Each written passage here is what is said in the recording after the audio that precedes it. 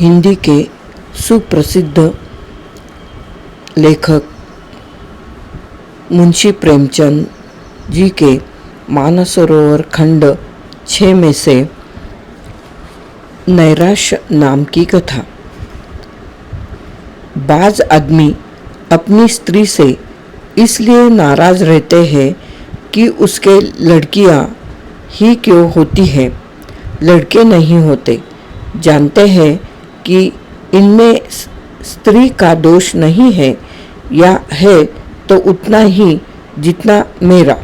फिर भी जब देखिए स्त्री से रूठे रहते हैं, अपनी अभागिनी उसे अभागिनी कहते हैं और सदैव उसका दिल दुखाया करते हैं।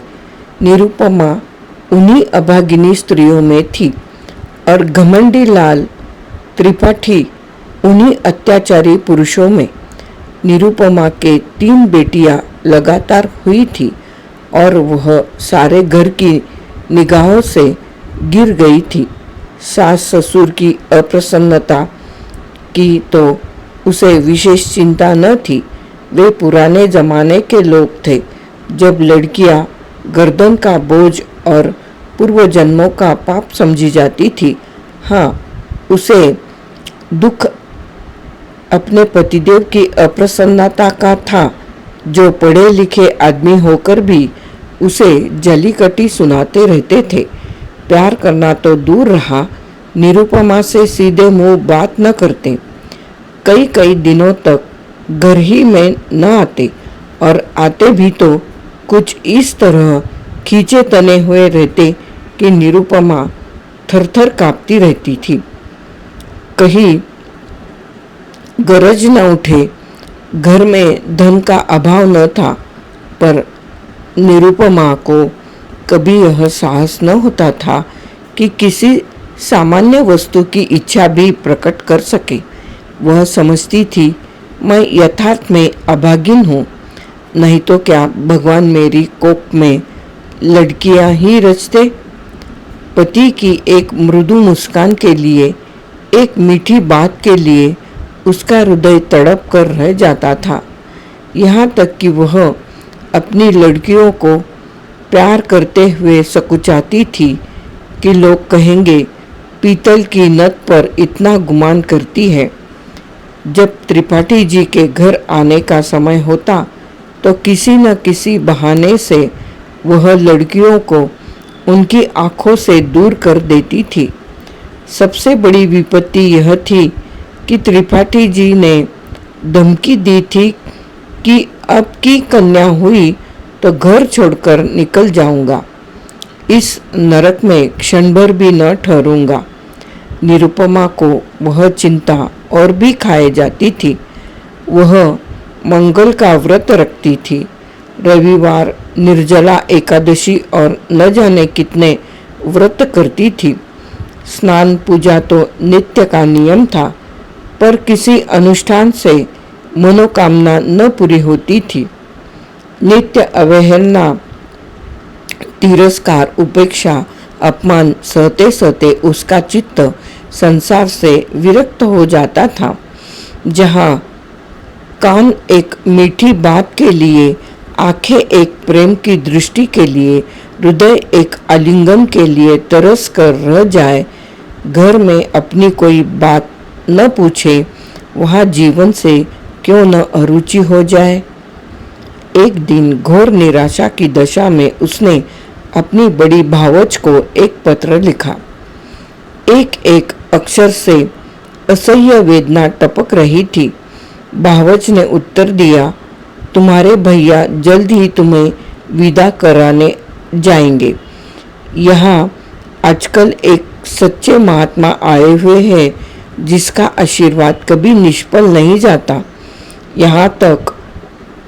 यहाँ कई संतानहीन स्त्रियां उनके आशीर्वाद से पुत्रवती हो गई। पूर्ण आशा है कि तुम्हें भी उनका आशीर्वाद कल्याणकारी होगा।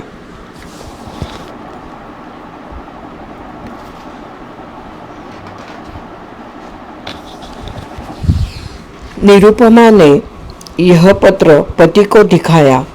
त्रिपाठी जी उदासीन भाव से बोले, सृष्टि रचना महात्माओं के हाथ का काम नहीं, ईश्वर का काम है।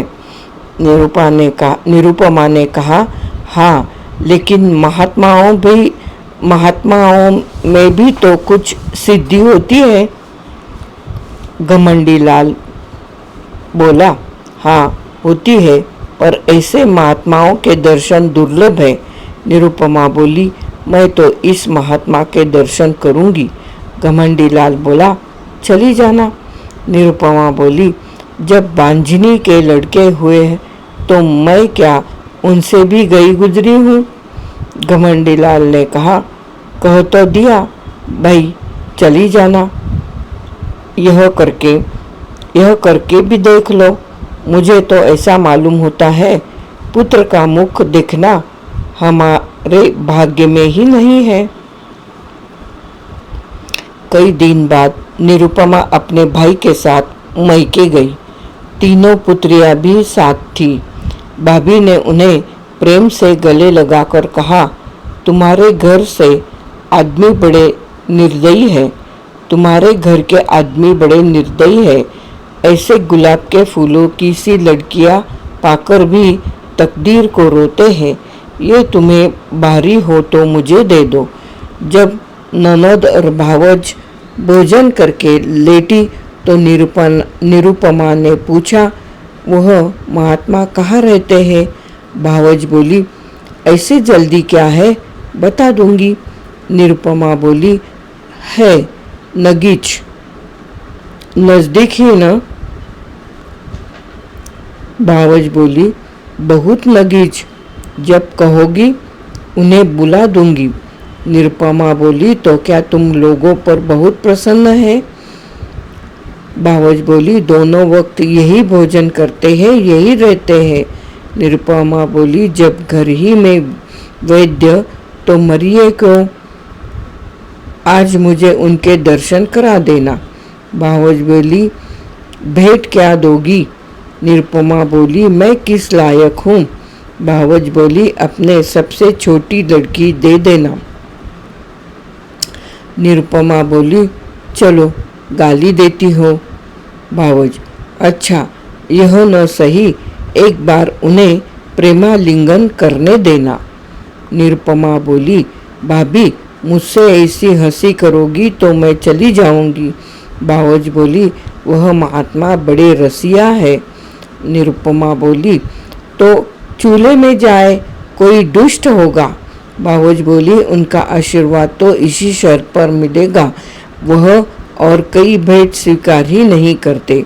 निरुपमा बोली, तुम तो यो बातें कर रही हो मानो उनकी प्रतिनिधि हो।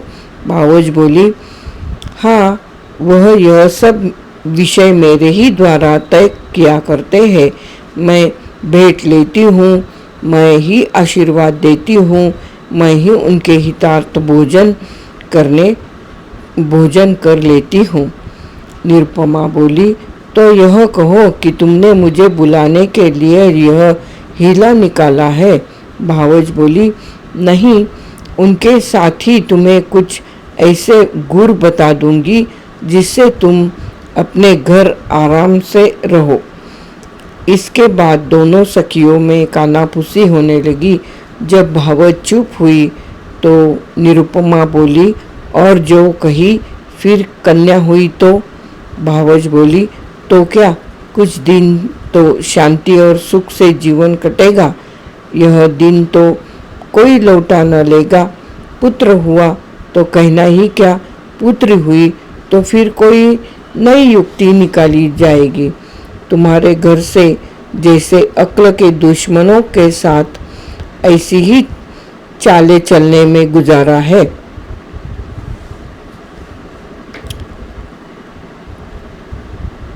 निरुपमा बोली, मुझे तो संकोच मालूम होता है।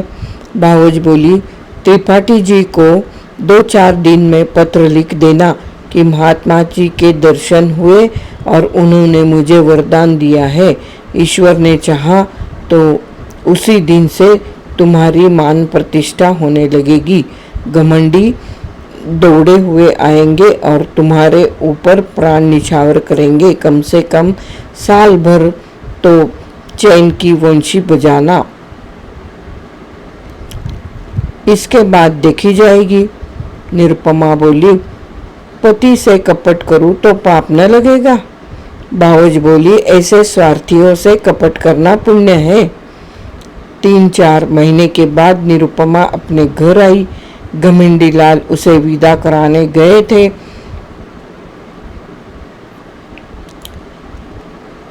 सलहज महात्मा जी का रंग और भी चोखा करती हुई बोली, ऐसा तो किसी को देखा नहीं कि इन महात्मा जी ने वरदान दिया हो और वह पूरा न हो गया हो।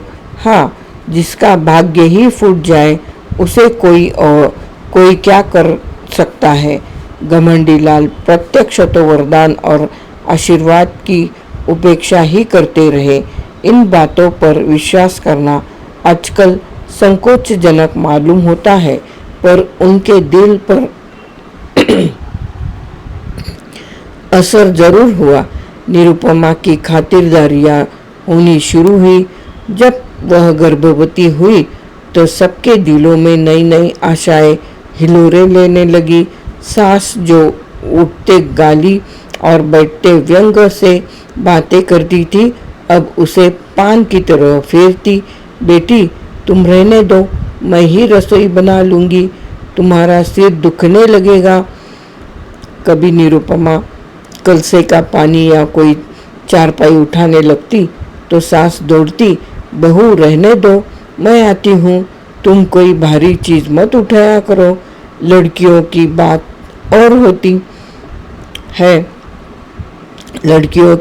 और होती है, उन पर किसी बात का असर नहीं होता। लड़के तो गर्भ ही में मान करने लगते हैं। अब निरुपमा के लिए दूध का उठौना किया जाता, जिससे बालक पुष्ट और गोरा हो। घमंडी लाल वस्त्राभूषणों पर उतारू हो गए। हर महीने एक न एक नई चीज लाते। निरुपमा का जीवन इतना सुखमय कभी न था, उस समय भी नहीं जब वह नवेली वधू थी। महीने गुजरने लगे हैं। निरुपमा को अनुभूत लक्षणों से विदित होने लगा कि यह कन्या ही है, पर वह इस भेद को गुप्त रखती थी। सोचती, सावन की धूप है, इसका क्या भरोसा, जितनी चीज धूप में सुखानी हो सुखा लो, फिर तो घटा छाएगी ही। बात बात पर बिगड़ती। वह कभी इतनी मानशिला न थी, पर घर में कोई चू तक न करता कि कहीं बहू का दिल न दुखे। नहीं, बालक को कष्ट होगा। कभी कभी निरुपमा केवल घर वालों को जलाने के लिए अनुष्ठान करती। उसे उन्हें जलाने में मजा आता था। वह सोचती, तुम स्वार्थियों को जितना जलाओ उतना अच्छा। तुम मेरा आदर इसलिए करते हो न, तुम मेरा आदर इसलिए करते हो न कि मैं बच्चा जनूंगी जो तुम्हारे कुल का नाम चलाएगा। मैं कुछ नहीं हूँ, बालक ही सब कुछ है। मेरा अपना कोई महत्व नहीं। जो कुछ है वह बालक के नाते यह मेरे पति है। पहले इन्हें मुझसे कितना प्रेम था, तब इतने संसार लोलुप न हुए थे। अब इनका प्रेम केवल स्वार्थ का स्वांग है। मैं भी पशु हूँ जिसे दूध के लिए चारा पानी दिया जाता है। खैर, यही सही। इस वक्त तो तुम मेरे काबू में आए हो। जितने गहने बन सके बनवा लूं, इन्हें तो छीन न लोगे। इस तरह 10 महीने पूरे हो गए। निरुपमा की दोनों ननदें ससुराल से बुलाई गई। बच्चे के लिए पहले ही से सोने के गहने बनवा लिए गए। दूध के लिए एक सुंदर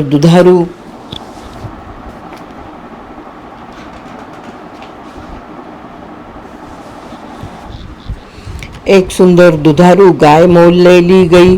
घमंडी लाल उसे हवा खिलाने को एक छोटी सी सेज गाड़ी लाए। जिस दिन निरुपमा को प्रसव वेदना होने लगी। द्वार पर पंडित जी मुहूर्त देखने के लिए बुलाए गए। एक मिर्शिकार बंदूक छोड़ने को बुलाया गया। गायने मंगल गान के लिए बटोर ली गई। घर में तिल तिल पर खबर मंगाई जाती थी। क्या हुआ? लेडी डॉक्टर भी बुलाई गई। बाजे वाले हुक्म के इंतजार में बैठे थे। पामर भी अपनी सारंगी लिए जज्जा मान करे नंदलाल सो की तान सुनाने को तैयार बैठा था। सारी तैयारियां, सारी आशाएं, सारा उत्साह, सारा समारोह एक ही शब्द पर अवलंबित था। जो जो देर होती थी, लोगों में उत्सुकता बढ़ती जाती थी। घमंडी लाल अपने मनोभावों को छिपाने के लिए एक समाचार पत्र देख रहे थे, मानो उनके लिए लड़का या लड़की दोनों ही बराबर है। मगर उनके बूढ़े पिताजी इतने सावधान न थे। उनकी बाछें खिली जाती थी, हंस हंस कर सबसे बात कर रहे थे और पैसों की यह थैली को बार बार उछालते थे। मिर्शिकार ने कहा, मालिक से अब की पगड़ी दुपट्टा लूंगा। पिताजी ने खिलकर कहा, अबे कितनी पगड़ियां लेगा? अबे कितनी पगड़ियां लेगा? इतनी बेभाव की दूंगा कि सिर के बाल गंजे हो जाएंगे। पामर बोला, सरकार से अब की कुछ जीविका लूं। पिताजी खिलकर बोले, अबे कितनी खाएगा? खिला खिला कर पेट फाड़ दूंगा। सहसा महरी घर में से निकली। कुछ घबराई सी थी। वह अभी कुछ बोलने भी न पाई थी कि मीर शिकार ने बंदूक फेर कर ही दी तो दी। बंदूक छूटनी थी कि रोशनी चौकी की तान भी छिड़ गई। पामर की कमर कसकर नाचने को खड़ा हो गया। पामर भी कमर कसकर नाचने को खड़ा हो गया। महरी, अरे तुम सबके सब भंग खा गए हो क्या? मिर्शिकार, क्या हुआ? गहरी हुआ क्या? लड़की तो फिर हुई है। पिताजी बोले, लड़की हुई है? यह कहते कहते वह कमर थाम कर बैठ गए, मानो वज्र गिर पड़ा हो। घमंडी लाल कमरे से निकल आए और बोले, जाकर लेडी डॉक्टर से तो पूछो, अच्छी तरह देख ले। देखा न सुना चल खड़ी हुई। महरी बोली, बाबूजी मैंने तो आंखों से देखा है। घमंडी लाल बोला, कन्या ही है पिता, हमारी तकदीर ही ऐसी है बेटा। जाओ रे सब के सब, तुम सभी के भाग्य में कुछ पाना न लिखा था तो कहाँ से पाते? भाग जाओ। सैकड़ों रुपए भर पानी फिर गया। सारी तैयारी मिट्टी में मिल गई। घमंडी लाल बोला, इन महात्मा से पूछना चाहिए। मैं आज डाक से जरा बचा की खबर लेता हूँ। पिता बोला, धूर्त है धूर्त। घमंडी लाल बोला, मैं उसकी सारी धूर्तता निकाल दूंगा। मारे डंडों के खोपड़ी न तोड़ दूं तो कहिएगा चांडाल कहीं का। उसके कारण मेरे सैकड़ों रुपए पर पानी फिर गया। यह सेज गाड़ी, यह गाय, यह पालना, यह सोने के गहने किसके सिर पटकू? ऐसे ही उसने कितनों ही को ठगा होगा। एक दफा बच्चा की मरम्मत हो जाती तो ठीक हो जाते। पिताजी बोले, बेटा उसका दोष नहीं, अपने भाग्य का दोष है। घमंडी लाल बोला, उसने क्यों कहा ऐसा नहीं होगा? औरतों से इस पाखंड के लिए कितने ही रुपए ऐठे होंगे, वह सब उन्हें उगलना पड़ेगा, नहीं तो पुलिस में रपट कर दूंगा। कानून में पाखंड का भी तो दंड है। मैं पहले ही चौंका था कि हो न हो पाखंडी है। लेकिन मेरी सलहज ने धोखा दिया, नहीं तो मैं ऐसे पाजियों के पंजे में कब आने वाला था। एक नंबर का सुअर है। पिताजी बोले, बेटा सब्र करो, ईश्वर को जो कुछ मंजूर था वह हुआ। लड़का लड़की दोनों ही ईश्वर की देन है। जहाँ 3 है वहाँ एक और सही। पिता और पुत्र में तो यह बातें होती रही। पामर, मिर्शिकार आदि ने अपने अपने डंडे संभाले और अपनी राह चले। घर में मातम छा गया। लेडी डॉक्टर भी विदा कर दी गई। शोर में जच्चा और दाई के सिवा और कोई न रहा। वृद्धा माता तो इतनी हताश हुई कि उसी वक्त अटवास खटवास लेकर पड़ रही। जब बच्चे की बरही हो गई तो घमंडी लाल स्त्री के पास गए और सरोष भाव से बोले, फिर लड़की हो गई। निरुपमा बोली, क्या करूं, मेरा क्या बस। घमंडी लाल बोले, उस पापी धूर्त ने बड़ा चकमा दिया। निरुपमा, अब क्या कहूँ, मेरे भाग्य ही में न होगा, नहीं तो वहाँ कितनी ही औरतें बाबाजी को रात दिन घेरे रहती थी। वह किसी से कुछ लेते तो कहती कि धूर्त है, कसम ले लो जो मैंने एक कौड़ी भी उन्हें दी हो। घमंडी लाल बोले, उसने लिया या न लिया, यहाँ तो दिवाला निकल गया। मालूम हो गया तकदीर में पुत्र नहीं है, कुल का नाम डूबना ही है। तो क्या आज डूबा या 10 साल बाद डूबा, अब कहीं चला जाऊंगा। गृहस्थी में कौन सा सुख रखा है। वह बहुत देर तक खड़े खड़े अपने भाग्य को रोते रहे, पर निरुपमा ने सिर तक न उठाया। निरुपमा के सिर वही विपत्ति आ पड़ी। फिर वही ताने, वही अपमान, वही अनादर, वही छिछाले दर। किसी को चिंता न रहती कि खाती पीती है या नहीं, अच्छी है या बीमार है, दुखी है या सुखी।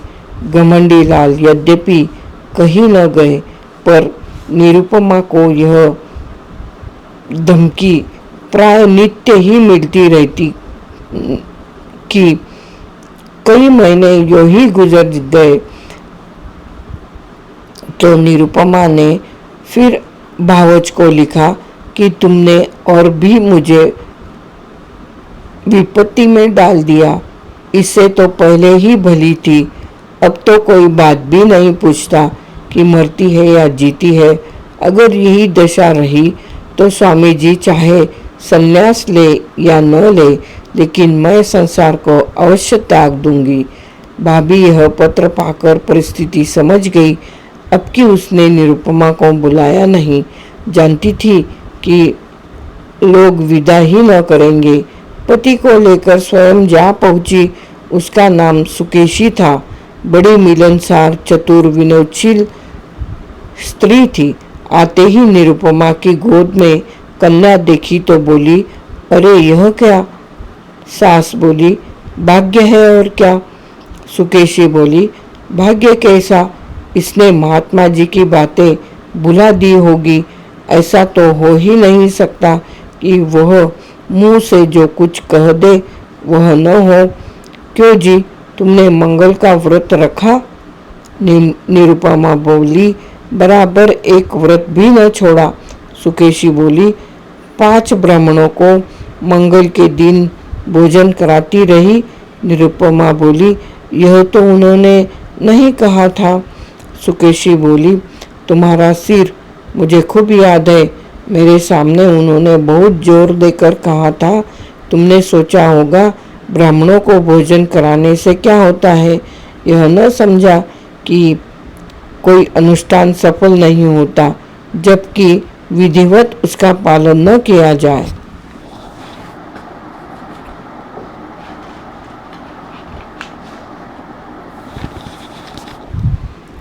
सास बोली, इसने कभी इसकी चर्चा ही नहीं की। नहीं तो 5 क्या 10 ब्राह्मणों के 10 ब्राह्मणों को जिमा देती। तुम्हारे धर्म से कुछ कमी नहीं है। सुकेशी बोली, कुछ नहीं, भूल हो गई और क्या। रानी, बेटे का मुंह यो देखना नसीब नहीं होता। बड़े बड़े जप तप करने पड़ते हैं। तुम मंगल के एक व्रत ही से घबरा गई। सास बोली, अभागिनी है और क्या। घमंडी लाल बोला, ऐसी कौन सी बड़ी बातें थी जो याद न रही। वह खुद हम लोगों को जलाना चाहती है। सास बोली, वही तो कहूँ कि महात्मा की बात कैसे निष्फल हुई। यहाँ 7 वर्षों तक तुलसी माई को दिया चढ़ाया, जब जाके बच्चे का जन्म हुआ। घमंडी लाल बोले, इन्होंने समझा था दाल भात का कौर है। सुकेशी बोली, खैर अब जो हुआ सो हुआ, कल मंगल है, फिर व्रत रखो और अब की 7 ब्राह्मणों को जिमाओ। देखे कैसे महात्मा जी की बात नहीं पूरी होती। घमंडी लाल बोले, व्यर्थ है, इनके लिए कुछ न होगा। सुकेशी बोली, बाबूजी, आप विद्वान समझकर होकर बाबूजी, आप विद्वान समझदार होकर इतना दिल छोटा करते हैं। अभी आपकी उम्र ही क्या है। कितने पुत्र लीजिएगा। नाको दम न हो जाए तो कहिएगा। सास बोली, बेटी, दूध पूत से भी किसी का मन भरा है। सुकेशी बोली, ईश्वर ने चाहा तो आप लोगों का मन भर जाएगा, मेरा तो भर गया। घमंडी लाल बोला, सुनती हो महारानी, अब की कोई गोलमाल मत करना। अपनी भाभी से ब्यौरा अच्छी तरह पूछ लेना। सुकेशी बोली, आप निश्चिंत रहे, मैं याद करा दूंगी। क्या भोजन करना होगा, कैसे रहना होगा, कैसे स्नान करना होगा, यह सब लिखा दूंगी। और अम्मा जी, आज से 18 मास बाद आपसे कोई भारी इनाम लूंगी। सुकेशी बोली, 1 सप्ताह यहाँ रही और सुकेशी 1 सप्ताह यहाँ रही और निरुपमा को खूब लिखा पढ़ाकर चली गई। निरुपमा का इकबाल फिर चमका। घमंडी लाल अब की इतने आश्वस्त हुए कि भविष्य ने भूत को भुला दिया। निरुपमा फिर बांदी से रानी हुई। सास फिर उसे पान की भांति फेरने लगी। लोग उसका मुंह जोने लगे, दिन गुजरने लगे। निरुपमा कभी कहती, अम्मा जी, आज मैंने स्वप्न देखा कि एक वृद्धा स्त्री ने आकर मुझे पुकारा और एक नारियल देकर बोली, यह तुम्हें दिए जाती हूँ। कभी कहती, अम्मा जी, अब की न जाने क्यों मेरे दिल में बड़ी बड़ी उमंगें पैदा हो रही है। जी चाहता है खूब गाना सुनूं, नदी में खूब स्नान करूं। हरदम नशा सा छाया रहता है।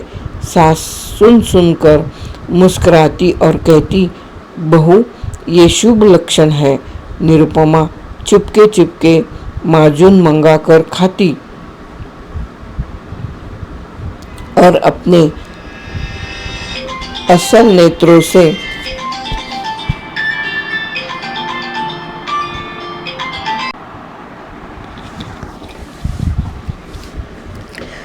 दिन गुजरने लगे। निरुपमा कहती, अम्मा जी, आज मैंने स्वप्न देखा कि एक वृद्धा स्त्री ने आकर मुझे पुकारा और एक नारियल देकर बोली, यह तुम्हें दिए जाती हूँ।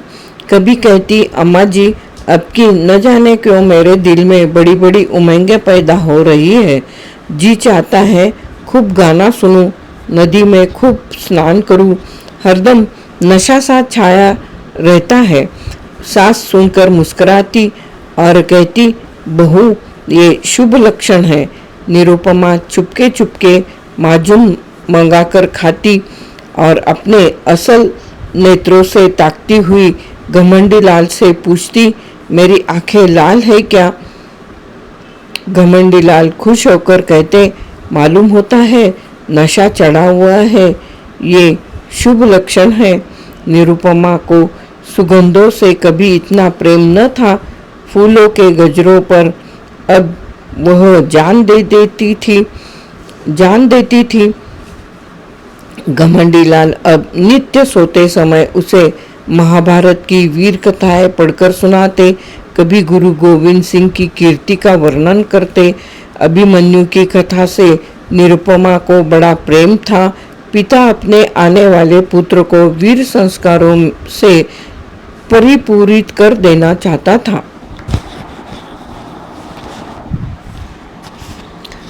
एक दिन निरुपमा ने पति से कहा, नाम क्या रखोगे?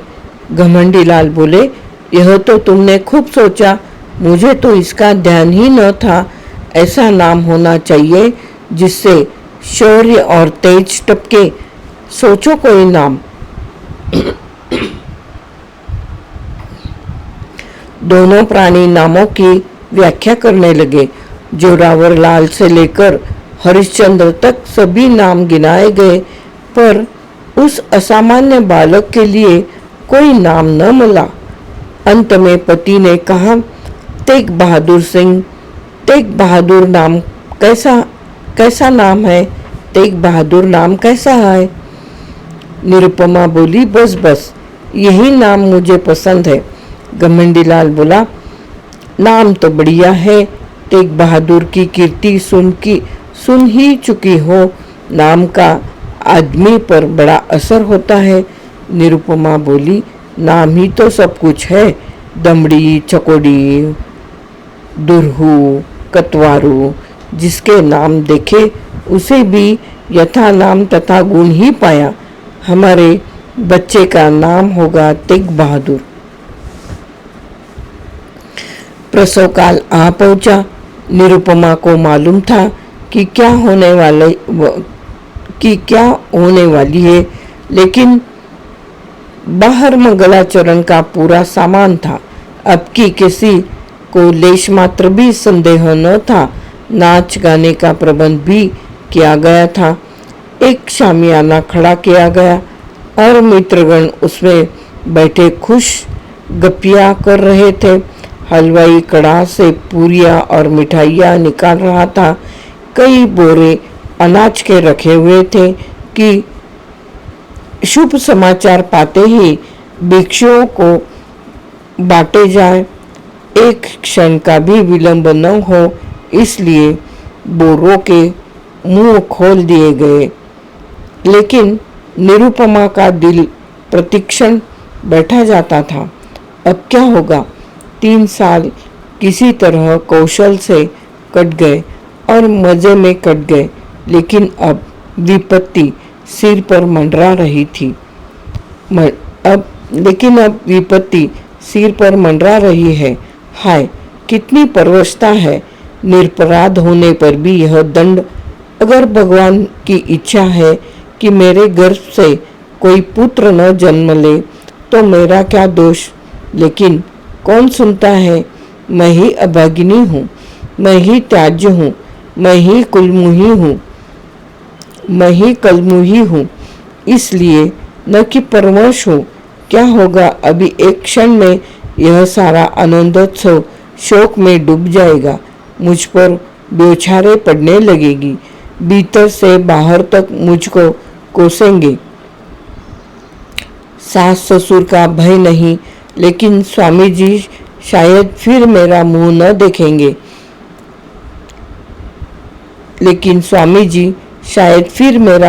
देखेंगे। शायद निराशा होकर घर बार त्याग दे। चारों तरफ अमंगल ही अमंगल है। मैं अपने घर की, अपनी संतान की दुर्दशा देखने के लिए क्यों जीवित हूँ? कौशल बहुत हो चुका, अब उससे आशा नहीं। मेरे दिल में कैसे कैसे अरमान थे। अपनी प्यारी बच्चियों का लालन पालन करती, उन्हें ब्याहती, उनके बच्चों को देखकर सुखी होती, पर यह सब अरमान खाक में मिले जाते हैं। भगवान, तुम ही अब इनके पिता हो, तुम ही इनके रक्षक हो। मैं तो अब जाती हूँ, लेडी डॉक्टर ने कहा, वेल, फिर लड़की है। भीतर बाहर कोहराम मच गया। पिटस पड़ गई। घमंडी लाल ने कहा, जहन्नुम में जाए मेरी जिंदगी, मौत भी नहीं आ जाती। भिक्षुओं ने कहा, रो अपनी तकदीर को, हम कोई दूसरा द्वार देखते हैं। अभी यह शोकोद्गार न होने पाया था कि लेडी डॉक्टर ने कहा, माँ का हाल अच्छा नहीं है, अब नहीं बच सकती, उसका दिल बंद हो गया है। जाने माने लेखक मुंशी प्रेमचंद जी की नैराश्य नाम की कहानी यहाँ पर खत्म होती है।